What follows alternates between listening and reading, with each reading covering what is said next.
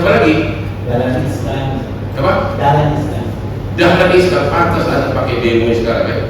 Kemarin itu seharian kita ketemu di PN Pusat juga ada sebagai ahli untuk impor gula. Betul. Hari sebelumnya ada sebagai ahli. Betul. Tiap hari. Tidak tiap hari. Berarti Anda saking banyaknya sudah tidak ingat lagi. Tidak diingat lagi. Oke, maka belajar menulis. Oke, kalau kita harus tempat ini. Kalau mengenai dua minimum alat bukti itu kita nggak perlu bahas lagi. Setuju nggak? Itu semua udah setuju. Pengacara, jaksa, hakim udah setuju. Sudah setuju. Oke. Kalau begitu kita fokus dulu ke tadi berita rekan saya.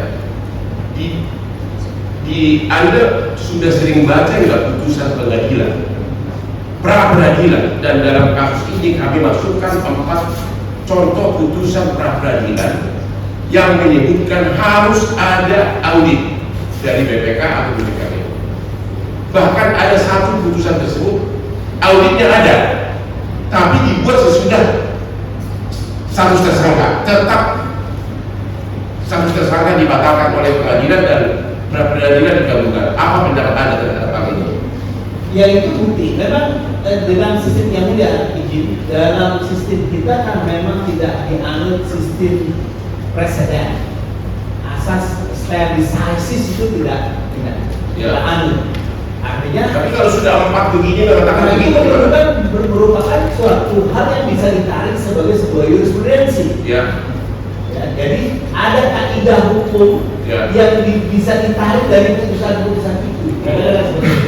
Sehingga kemudian itu menjadi hal yang seharusnya menjadi pertimbangan hakim pra peradilan manapun di dalam memeriksa tentang sah tidaknya penetapan tersangka. Walaupun harus diakui ada juga yang menyatakan sebaliknya. Ya.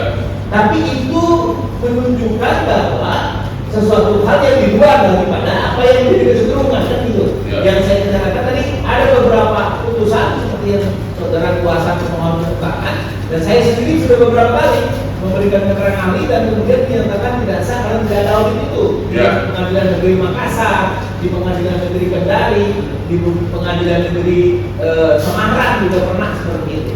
Jadi menurut saya itu harusnya menjadi kaidah hukum yang dipegang oleh hakim pra peradilan di dalam menentukan sah tidaknya penetapan tersangka. Saya kira itu. Jadi untuk penegasan di dalam berkas yang kami menunjukkan sebagai bukti ada satu putusan yang mengatakan bahwa sekalipun ada audit, tapi karena dibuat belakangan sesudah tersangka tetap pra peradilan yang digabungkan.